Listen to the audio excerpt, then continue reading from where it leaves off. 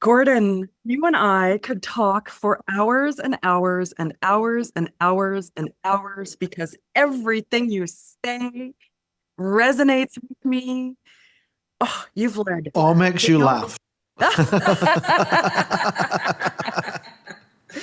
You've led scale like no other. You've led global teams like no other. You have led massive budgets like no other. You have worked in real pressure like no other.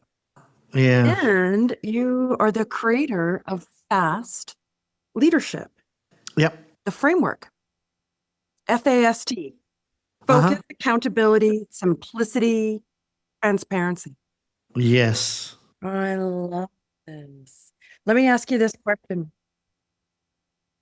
Where do smart leaders overcomplicate leadership? So I think, well, yeah, where do we overcomplicate it? Let me just cut straight to that. Leadership is about setting your team up for success. That is it. Leaders don't do any of the work. It's not about you.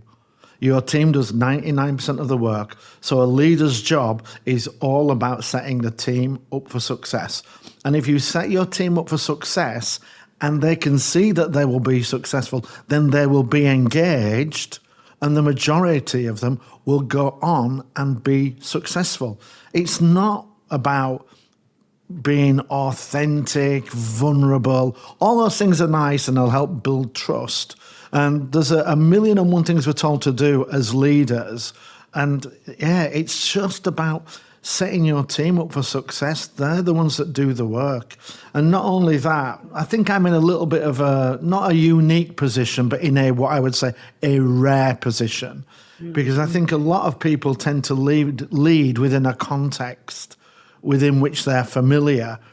But as you progress up, you often get asked to lead in context where you have no contextual knowledge.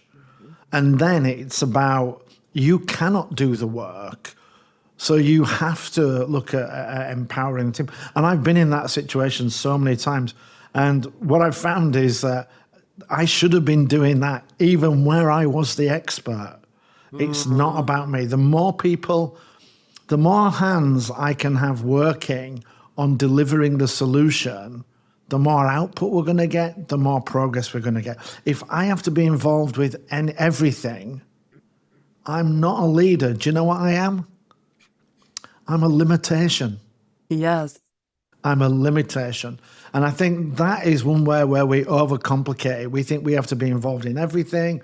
We have to make every decision. It's about us. It's not about us. It's about putting our teams in a position to be successful.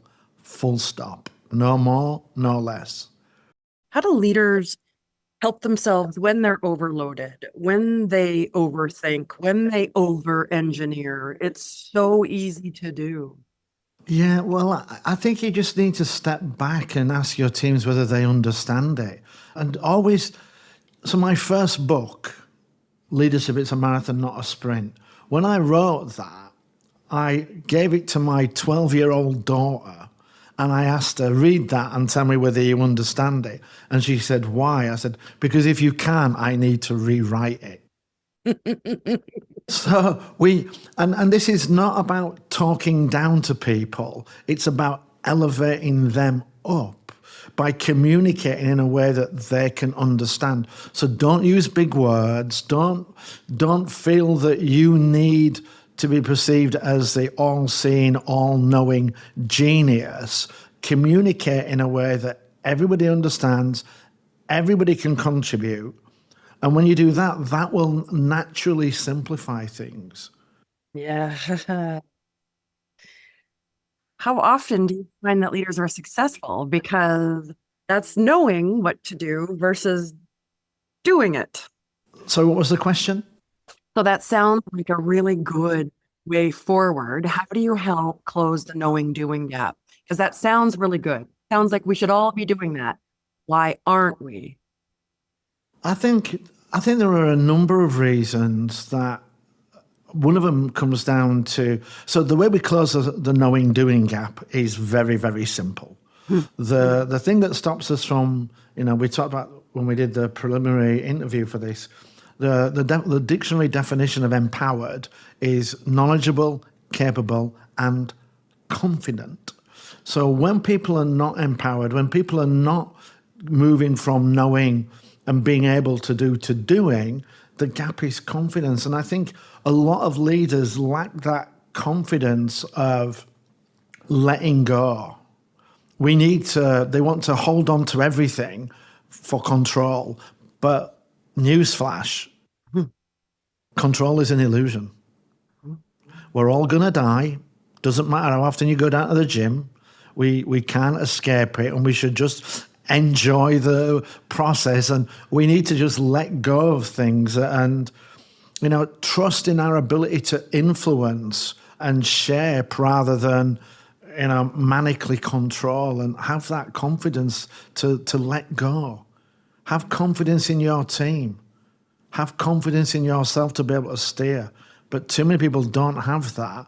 And then the knee-jerk reaction is to hold on to everything and be involved in everything. And as I say, if you're involved in everything, you're not a leader, you are a limitation. Absolutely. If leadership became simpler than what we make it now, which is very noisy, what responsibility do you think would no longer be able to avoid? What responsibility? Mm-hmm. If we make leadership simpler. Would they no longer be able to avoid? Now, we have to understand there's a difference between easy and simple. What we're talking about is a simple approach. It's still difficult to do. And this is why we need to make it simple, because the simpler it is, the easier it can become. But that doesn't necessarily make it easy. But, when we talk about the simple approach of putting your teams into a position where they can be successful, then you have to engage with your team. You have to connect with your team. You have to ask your team, what do they think? What do they need? And a lot of leaders don't want to do that. They want to be in that command and control bubble of, I tell, you do. Whereas when we're setting people up for success, it's much more of an enabling role than a directing or commanding role. And I think we've seen this. There has been a little bit of a sea change as we've moved to, through COVID with virtual teams. There's been an actual draw for leaders to have to be able to do that, because now you don't have them sat in front of you and you're watching everything. You have to give them a degree of freedom. But yeah, I think that's what people will no longer be able to do. And, we talk about employee engagement, and what I'm now talking about, leadership engagement. We have to engage with our teams. Definitely. Definitely. Tell me about this. Leaders that they value accountability, but they avoid the conversations to create it. Why? I think there are a number of reasons for this. I think a lot of people think of accountability as confrontational. Why haven't you done this? And, holding people to account. It can be a difficult conversation, especially, some of the people that we lead can be quite intimidating, and we might not want to have that conversation with them. But, and I think, so that's one reason why I think people avoid it, because they don't want that confrontational aspect. And I think the other part of it is that, again, if we want people to be accountable, we cannot make them accountable. People take accountability, they take ownership. And the way we get them to take ownership is to set them up for success. Because again, when we come to that knowing-doing gap, if the piece that's missing is confidence, then we've got to give our teams confidence that they're going to be successful. And we do that by setting them up for success and asking them, do you have everything you need? And when they say yes, then they will step forward and they'll take ownership. But that then becomes reflexive, and we have to be accountable for setting them up for success. So Mhm. accountability starts with the leader. We have to be accountable for setting them up for success. Ask them, do you have everything you need? And when they say yes, they've taken ownership. And then we have to model accountability to keep that accountability they've taken in progress. What's a lot easier is just to say, you're responsible for this. And if it doesn't work, I'll blame you. So leadership can avoid accountability by making people responsible and calling it accountability and then blaming them when it goes wrong. So accountability starts with us being accountable for setting our teams up for success. When we do that, they'll take accountability. And accountability is the difference between success and failure, because if you don't take ownership, you haven't closed that knowing doing gap. And if you don't close the knowing doing gap, success is highly unlikely. Highly unlikely. Highly unlikely. Can I just come back a little bit as well? Because you asked me, why don't people do this? And I think that it's because there's a lot of literature in leadership that talks about other things, about, the importance of EQ. And I came up with this line the other day, which was, I think the industry makes leadership appear to be mystical, but it's actually methodical. And if you follow the method, it will become magical because you will start to get that. And I think that's another reason why leaders don't necessarily do the things that need to be done, because a lot of the leadership training and publication talks about 1,000,001 other things that we're trying to do that have, it's nice. It's nice to be vulnerable, but you being vulnerable doesn't put your team in a position to be successful. Now, you might need to be vulnerable to ask them that and be willing to be vulnerable to ask that question. But, a leader, I've never worked on a project where vulnerability has been the missing thing when we've come in to turn it around. So, I think the whole industry, I created some charts I'd love to show you. If you look at the top, I did it for change, culture, projects, businesses, and startups. If you look at the top 5 reasons for failure for all of those and put that in a Venn diagram in one circle, and then if you put the top 5 most in-demand leadership trainings into another circle, and then look for the intersection, things that are causing projects, culture change, businesses to fail, and things we are training people in leadership, there is no overlap. Why No did we overlap. ourselves? How did we get in this place? How did we veer off so badly? How did we spend over $3 trillion on this since the year 2000? And, I some I'm going to say it. I asked ChatGPT that question, and it said, well, you have to bear in mind there's a lot more money in failing than there is in being successful.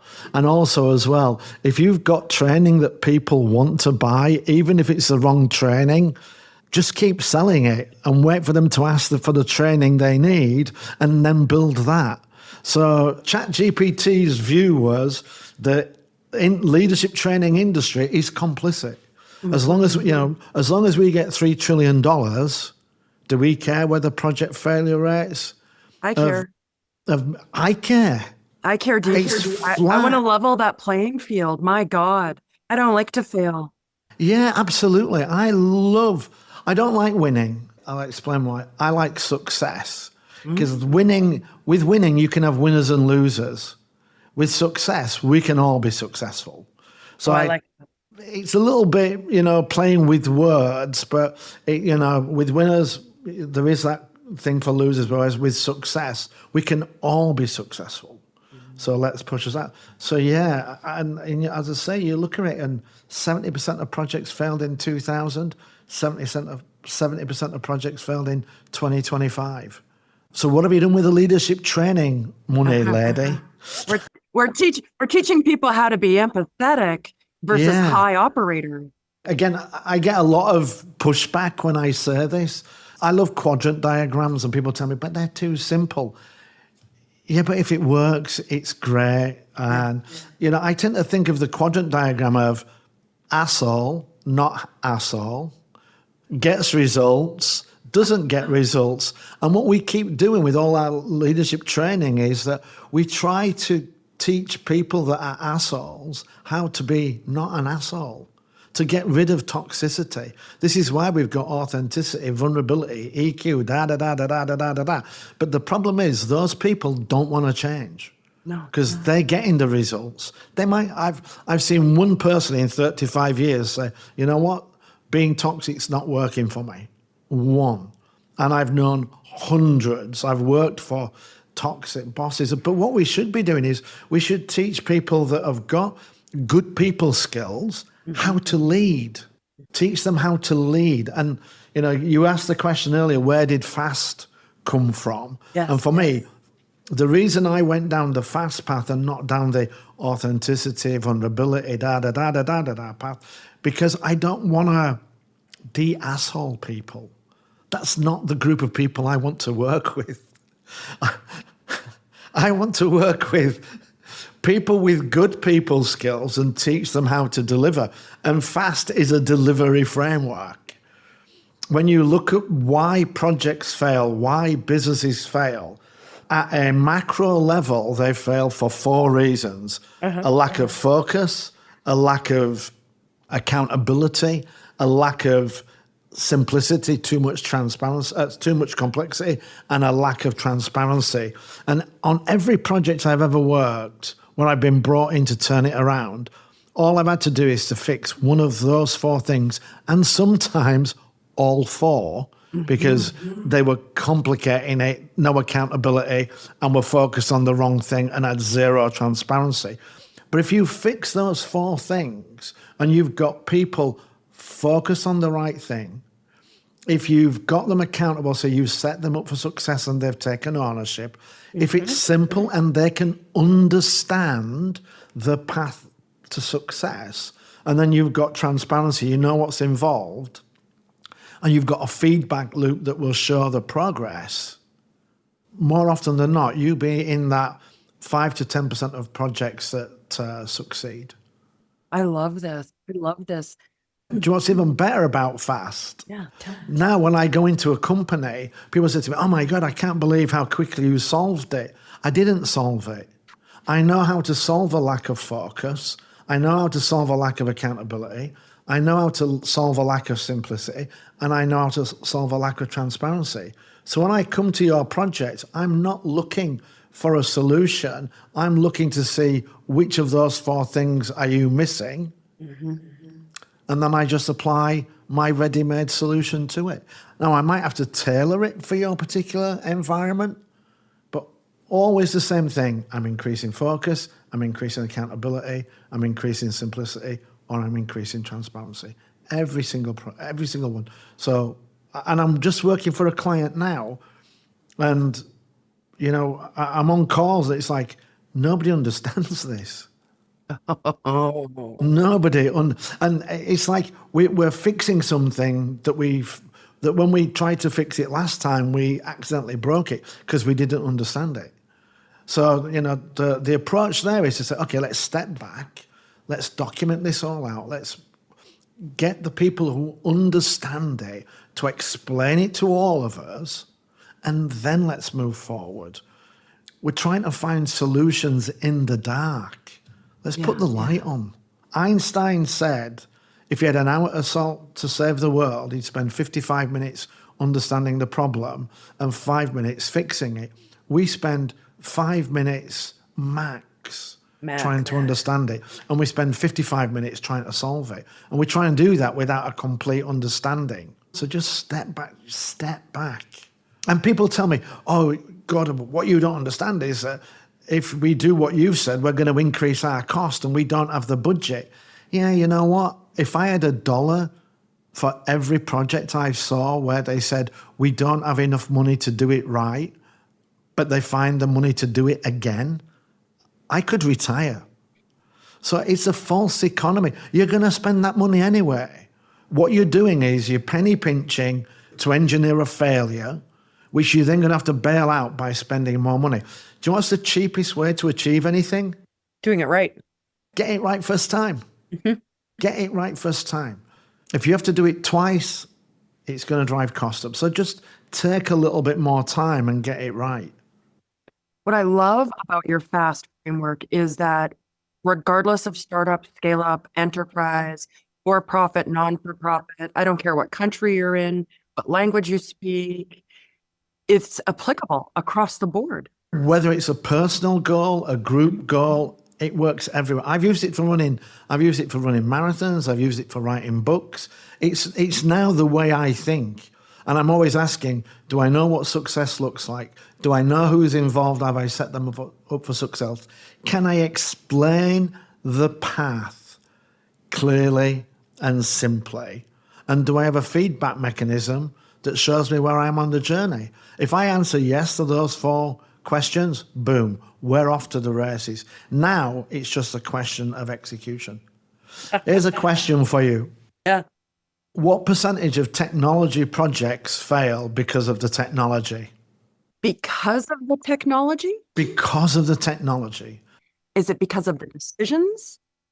Where technology is, the lack of investment of technology? Technology tends to work. The majority of the problems, and I would say it's probably over 90%, are not technology related. It might be our understanding of the technology, but there was research done, I can't remember, it was by Harvard or CNBC or something like that.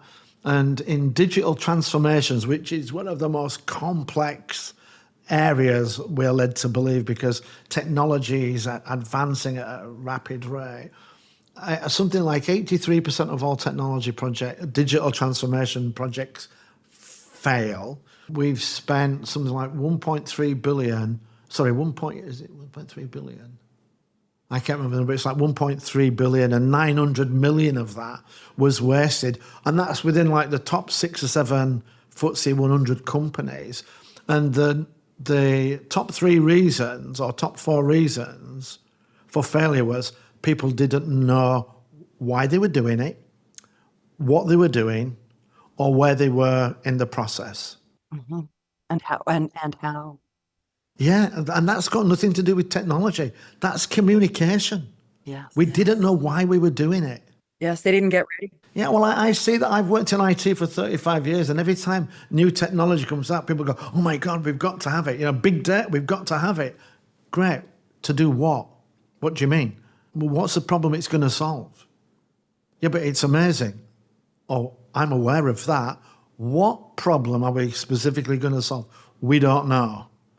Okay, could I make a suggestion? Could we just not invest in it until we know? How many times have you seen clients or organizations that you work with do exactly that? Buy the big shiny toy, throw it into the business, it dies a slow, painful death, and everyone just walks away going, oh, it didn't work. Well, it's even worse. And I've been part of this. I worked on a $150 million project, and we put it live, and it worked brilliantly. Business didn't want it. So from an IT perspective, it was a success. From a business perspective, it was a $150 million failure. Wow. So we feel like we did a great job, and we did. Our job was to deliver it. The job of explaining to people why we were doing it, how it was going to benefit them, what was the way forward, that job wasn't done. So I was told, build this. So I built it. Never got used. A board member at DHL got fired over that. $150 million failure. And I feel like, I've got that on my resume as a success because it was delivered. It was delivered on time. It was delivered on time and it worked. Did anybody use it?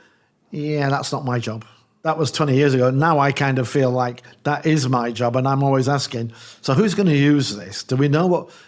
Are we sure? Yeah. What does success look like? Focus. Success does not look like we delivered it.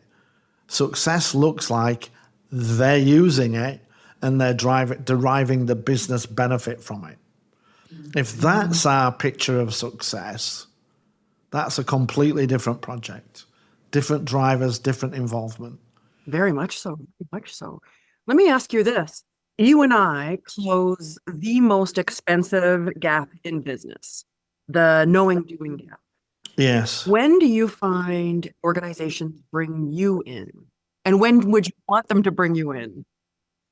I find that organizations bring me in for other things. They never ask for that. They never ask specifically for me to come in and do that. Yeah, it's always our turnaround, or we want some training, or this project's going belly up. Can you come in and fix it for us?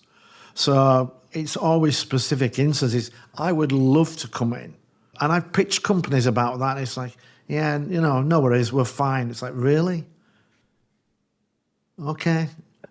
Especially when 80% of global failure in strategy. Yeah, absolutely. And we talk about the knowing doing gap is caused by a lack of engagement. It is not. Engagement is a symptom of people lacking confidence in their ability to close the knowing doing gap.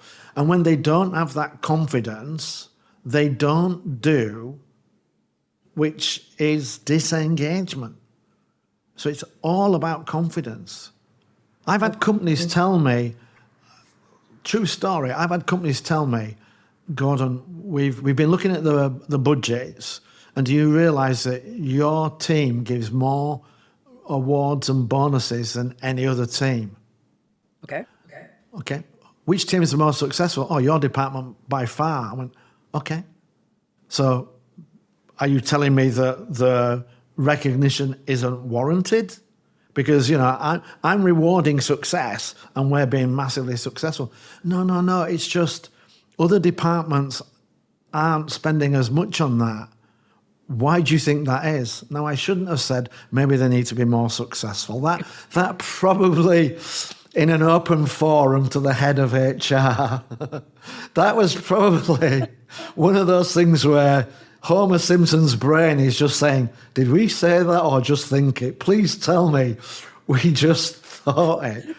But yeah, I was told, stop bonusing people. And you recognize people. You recognize people for effort. We only recognize people for when they do something successful that was big. Okay, great. Simple question for you. Yep. When was the last time you had something big that was successful? Wow, it's probably a while. You know what? I've had lots of them. And do you know why? Because I celebrate the effort. What gets recognized gets repeated, and we want the effort to get repeated until it starts generating the results. And when it starts generating the results, I reward them with bonuses. Recognition is free. Every single leader should be a CRO, Chief Recognition Officer. My wife thought CRO was Chief Retribution Officer, but I said, I think, because French is your mother tongue, I think you might be just a little bit confused here. It's Chief Recognition Officer. Because, recognition, it's zero cost, maximum ROI. And then they told me, well, what we're going to do is we're going to cut your budget for reward and recognition. And then I went back 3 months later and they said, we hear that your people are still getting reward and recognition. And I went, yeah. And they went, we told you we'd cut your budget. I went, well, I'm paying for it. Why are you doing it? Because I get bonused. I buy somebody a case of wine. If that gets me a $50,000 bonus at the end of the year, that's a small investment. And you know what they said to me? We'd like you to stop doing that. We'd like you to stop spending your own money recognizing your people. Why? Because they didn't want to have to spend their money recognizing people, I guess. I know. We overcomplicate it. And I did again, head of HR. One of the reasons why I'm not a CEO of some big companies is because sometimes I just can't not say it. If you ask me a stupid question, I am going to give you an answer that's going to highlight that might be a stupid question. Not all the time, just Sometimes I can't. Common sense. There's nothing wrong with common sense. There's everything wrong with common sense because it's not common. It's uncommon sense. Those of us with it believe everybody has it. No, it's uncommon sense. But yeah, the head of HR said to me, this was all part of this same conversation. We don't want you to recognize people for effort. We want you to recognize them when they're successful. I was like, okay, I have a question for you. Do you have any kids? Yeah. Why does that matter? I went, okay, so boy or girl? And he went, two boys. I went, okay, so when your first son was born and they stood up and they took two steps and then dropped onto their bum, what did you do? I went, oh, I applauded. I went and got my wife and we videoed it. And I went, really? Did he break the 100-meter world record? Had he just run a marathon? Well, no, but he's taken his first two steps and I want to encourage him to keep doing that so then he'll be able to walk. And I went, yeah. Yeah. And that's me recognizing the baby steps that my team are doing so that at some point they'll be able to run and walk. And that same head of HR said to me, yes, Gordon, but what you don't understand is recognition doesn't work. Again, I'm not proud of this. We're going to share 6 leadership styles. There's a 7th one, which I have, which is pettiness. It's not an official style, but every now and again, I just kind of, when people just push me to the limit. So yeah, the guy told me recognition has no benefit. And I was like, okay. I waited 2 weeks. 2 weeks. And I went to his office, head of HR, knocked on his door, and he went, yeah, come in. I went, can I have a word with you? I went, yeah. And he said, yeah, what is it? And I said, I've been doing a lot of soul searching, and I just want to say to you that me thinking that recognizing people had a benefit, you know what? You were absolutely right. It has no benefit. I have been wasting my time all along. And he went, oh, thank you. I'm so glad you said that. And I thought, I hope you see the irony of this. I hope you see the irony of this, because I've waited 2 weeks to recognize you, to get enough distance so you don't see what I'm doing. And now you're walking around like a puffed up idiot on the recognition that I've just given you. And yet you tell me it has no impact. And I know they never saw it. But as I say, it's just petty. I put the score in the book and I just move on. And I hope one day that he'll be in the bath and he'll shout, Eureka, we need to start recognizing people. In the bath, shouting Eureka. Well, that's where Archimedes was when he said it. That's why I mentioned that. I love it. But yeah, this is where we overcomplicate it, because people have a view of what leadership is and what isn't. People often ask me, are leaders born or made? And I have a very, very uncomfortable answer to that. And that is, telling people leaders are born and not made is a way of keeping people in their place. Yes. You can't be a leader. You weren't born into a rich family. You weren't born into the... it's a choice. Leadership is a choice. Absolutely. But, you weren't born into the right class. The British Army, you couldn't be an officer unless you were from the upper middle and upper class. You had to be a non-commissioned officer.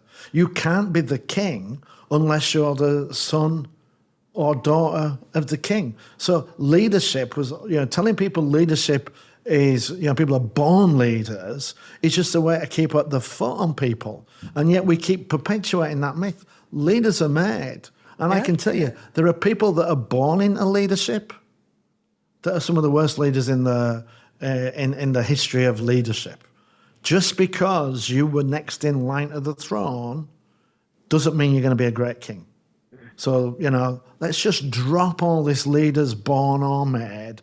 It was for keeping people like me in my box that's not a leadership box.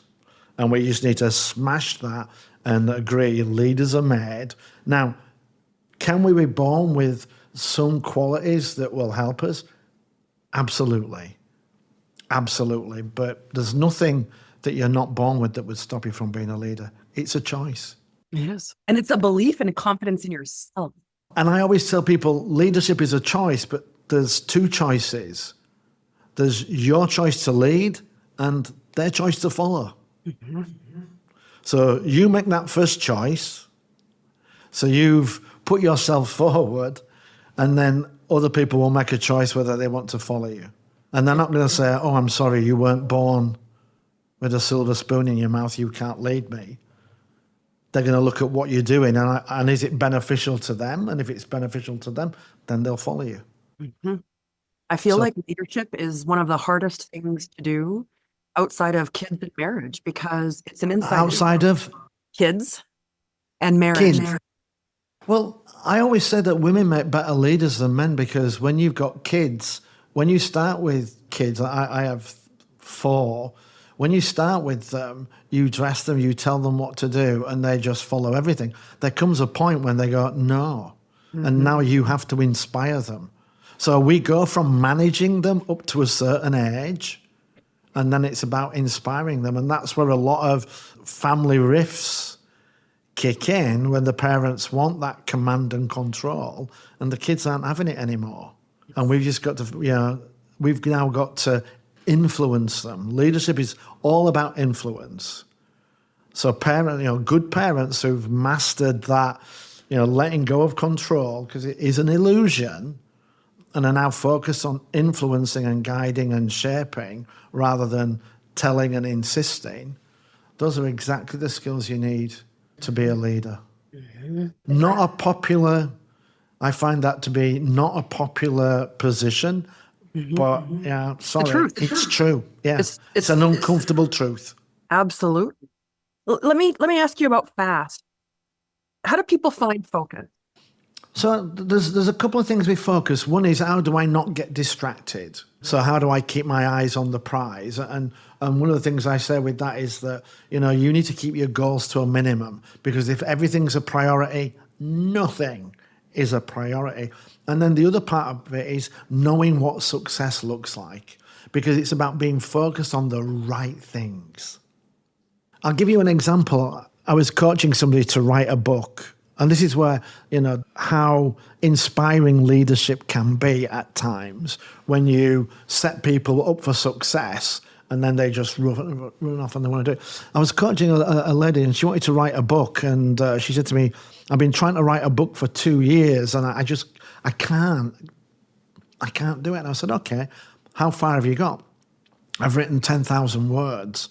Okay, how many words is your book going to be? And she went, I don't know. And I said, so how do you know when you'll be done? She went, I don't know. And I went, okay. And I picked up and I said, this is a 40,000 word book. This is a 20,000 word book. This is a 80,000 word book. What do you want to do? She said, I want to write a 40,000 word book. I went, congratulations, you're 25% of the way there. She went, how can you say that? Well, I have a degree in mathematics, but even elementary students could tell you 10,000 is a quarter of 40,000. So you're 40% of the way there. And she was like, oh my God, I never realized. I was like, okay, so we now know what it looks like. Mm-hmm. It's 40,000 words. How many chapters? I don't know. What's your book about? It's about the 8 ways we win in life. And I went, okay, 10 chapters. She went, really? I went, introduction, 8 ways we win, a conclusion chapter. She went, okay, yeah, that makes sense. Wrote that down. Said, how many words per chapter? She went, I don't know. I went, 4,000. How did you figure that out? Again, I have a degree in mathematics, and I divided 10 into 40,000. And then I said to her, do you know how long it takes to write 4,000 words? She said, no. I said, probably 2 hours. But if you record yourself speaking, 1,000 words is about 8 minutes. So if you go and speak for 32 minutes, you can do a chapter. So if you speak for 30 minutes, if you speak for 10 minutes every day, you'll do 1,000 words a day. You've already done 10,000. So in a month, you could have your book finished. We were 90 minutes into a 2-hour coaching session, she stood up, put her coat on and said, I'm leaving. I said, where are you going? She said, I'm going to go finish my book. Yeah, you are. Love this. Because she could see what it looked like. And she had she had that simple structure, 10 chapters, 1,000 words a day. And the other thing on accountability, because she said to me, I'm no good at editing. I went, oh, so glad you said that, because guess what? Get an editor, not your job. Really? No. Yeah. It's an editor's job. You're a writer. You write, editor edits. And she went, oh, okay. And I went, oh, and by the way, if you do voice to text recording, it'll do the editing for you. It will be syntactically correct and spelt correctly. You just need to decide whether you want that bit there or not. So, focus, it's all about knowing what success looks like, getting clarity over that. And then the accountability. It seems so simple. And how long was she wailing away at that? 2 years, you said? 2 years. Wow. How's her book sales? We were going to have another session, but we didn't. And she mailed me the draft of her book 1 month later. And she said, I sent it to a publisher. Wow. She became inspired, not by me going, we will fight them on the beaches. You can do this. By me saying, do you know what it looks like? No. Okay, let's figure that out. Now you know what it looks like. Now you know the structure. Now you know how to do it. Now she's inspired because she can see, she has that confidence. We've closed that knowing doing gap. We know what it looks like and we know what we need to do. And she's confident she can do it. Boom, off she goes. Which of the four, focus, accountability, simplicity, and transparency, do you feel that most people struggle with? Is there one that stands out to you? Yeah, I would say it's transparency. And transparency is two things. Transparency is about understanding what's involved. And I think we mentioned this before. If you want to have a baby, it takes 9 months. Don't commit to 3. Don't commit to 3. And a lot of time projects have failed before they've even started because somebody said, hey, let's get 3 women and then we can have 9 months of pregnancy across those 3 women and we'll get a birth. No, you'll have 3 women that are 3 months pregnant. It doesn't work like that. It takes 9 months. But you want the transparency. So you've got to do that. But you need that transparency into progress. You need to know what the plan of progress looks like. And then you can track against it. And the reason why I say that people struggle with that, partly it's because I go into places and I find out they don't have that. But if you don't have it, it has multiple impacts. One, you can pluck defeat from the jaws of victory because you just don't know where you are on the journey. It's like running a race blindfolded. After 20 minutes, you don't know where you are, you don't know where the finish line is, you don't know where your competition is, you're just running blind. And at some point, you're going to stop, and you might stop 2 yards from the finish line, who knows. And the other thing about transparency is if you don't have transparency into performance, what are you holding people accountable for? Whether you like them, their fashion sense, their sense of humor. We need that visibility. Without it, we can't hold people accountable because it becomes subjective rather than objective. Yes. And when it's objective, it's a lot less threatening. And also as well, if you don't have transparency, if you've got transparency, I always talk about diets. I think it comes from being fat all my life. If you have transparency in the performance, if you weigh yourself every morning, you'll know pretty quickly whether the diet you've chosen is working or not.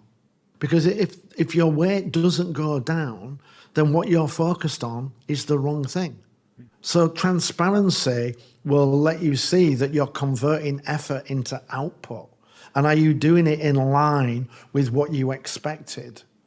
So I don't say transparency is the most important. I think it's the one we struggle with the most. And a lot of times I'll go in and, even worse, people tell me, oh, yeah, these are our goals. I go, so where are we against that? What do you mean? Show me the progress report. Oh, you know what? It's really difficult to measure progress. No, it isn't. Because if you know what success looks like, you can document what it looks like on the stages to get to success. For the ladies' book, After 1 week, 10,000 words. 2 weeks, 20,000. 3 weeks, 30,000. 4 weeks, 40,000. You can see what it looks like. And a lot of people talk about SMART goals, and SMART goals, I love them. And do you know what's so good about SMART goals? They're measurable. Mm-hmm. So don't tell me you've used SMART goals, but you can't measure it. Because when you tell me that, do you know what I hear? It wasn't a SMART goal. Set SMART goals, because by definition, they are measurable. And the T part is the timeline. So if you're going to generate 1.2 million over 12 months, that's 100,000 a month. Yes. If you're going to lose 20 pounds in 20 weeks, that's probably £1 a week. Or you might want to make it a little bit more at the start and a little bit less at the end because you know it's not linear. But plot that and then track your performance. And then you can hold people accountable to it. I was working with a client and they were saying that, I was asking them, how are you doing with your incident management? They were an IT operation. They went, oh yeah, great, we've got all of the tools. I went, yeah, but how are you doing against your SLAs? What do you mean? Do you have SLAs, service level agreements? Yeah. And those are metrics to judge how well the business is doing. Yet we've got them. Could you show me the reports? Well, we don't report on it. If you don't report on it, then you... How's your diet going? Oh, I bought a fantastic set of scales. So how much do you weigh? Oh, I've not been on them. They're still in the box. And yet you expect us to improve. I mean, allegedly Peter Drucker didn't say it, but he's attributed with what gets measured gets improved. I'm not sure I would agree with that because there's been days when I've got on the scales the day after I weighed exactly the same. However, what doesn't get measured definitely doesn't improve. We need to measure it and then we can do that. And that's all about transparency. Mm-hmm. And I think my obsession with it comes from sport, because in sport, we always know what the score is, and through the season. And at the end of the season, very few managers that have lost every single game are surprised when they get called into the office and said, hey, we're thinking of letting you go.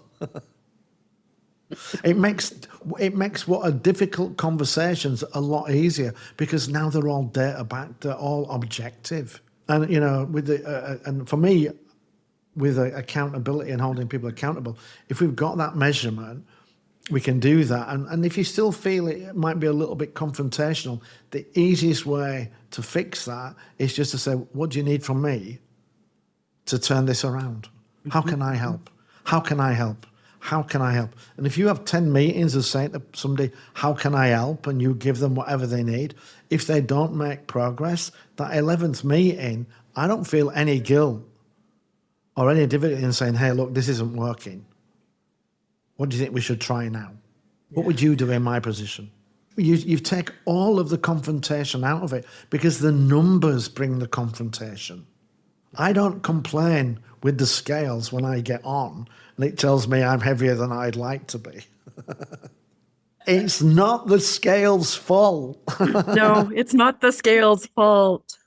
And we're just doing this with a client now. We're starting a performance review, and they said, "Oh, we're going to have the first meeting. That's going to be interesting." I said, "No. That first meeting, the only thing we say is thank you for turning up, thank you for turning up, thank you for turning up, thank you for turning up." Yeah. No criticism. When anybody gets on the scales for the first time, they're always going to be heavier than they'd like to be, and we cannot criticize them. We have to thank them for starting the journey, yeah. Yes. In 3 months' time, if you weigh more than you do today, that's a different conversation. But we just, let's remove the confrontation. Be supportive. And even then, when you go into a meeting, after 10 months of helping and no progress, that 11th meeting can be supportive. Hey, look, this isn't working. What do we need to do? Because clearly this role's not for you. How can I help you? Do you want to take a lower role? Do you want to look at moving to another department? Do you want to look at leaving and going to another company? In my career, I've fired 2 people, and both of those people didn't want to do any work. in spite of my support, help, everything. But I've had lots of people come to me when we're going through the performance and say to me, you know what? I don't think this is for me. Okay. That's okay. And That's okay. okay. Yeah. Yes. And I think this is the reason why I get away with this Mm-hmm. is because I inherently care. I'm doing it from a position of care, not critique. I want everybody to be successful. It's not about winners and losers, because if we do it right as a leader, there are no losers. Everybody can be successful. And I want everybody to be successful. And do you know why I want everybody to be successful? Mm-hmm. Do you know why? Tell me why. Because I'm selfish. If everybody's successful, I am unbelievably successful. Yeah. Because my success is an accumulation of their success. So why wouldn't I want them to be as successful as possible? And I do care about it. I do want them to be. I just realize that, you know what? It has a big payoff for me as well. Everybody wins. I love Everybody wins. Everybody's successful. I love it. I'm going to change that. I'm going to change that. Okay, Gordon, are you ready? Lightning round. Yeah. Are you ready? Let me ask you this. A leadership habit that seems small but changes everything. Smiling. What's your favorite book? It's my favorite and it's my least favorite. It's called Leadership and Self-Deception, because when you read it, you realize everything's your fault. And it's by Harbinger Press. Every bad relationship you've ever been in, you are the common denominator. It's true. It's true. It's true. Absolutely true. So it forces you to go, okay, before I start pointing fingers, let me accept my part. And then what am I going to do to change? And then once I've changed, has that fixed it? Or is there something else? But it starts with me. So yeah, it's called Leadership and Self-Deception. And it's a horrible book to read. I can't tell you how many people I phoned up and apologized to. So I've got 30 seconds and I have to go because it's a live call. You just go, Gordon. Thank you so much for joining me today. I am so thrilled to have you. So thrilled. My pleasure. Thank you. Thank you. Bye for now. Bye.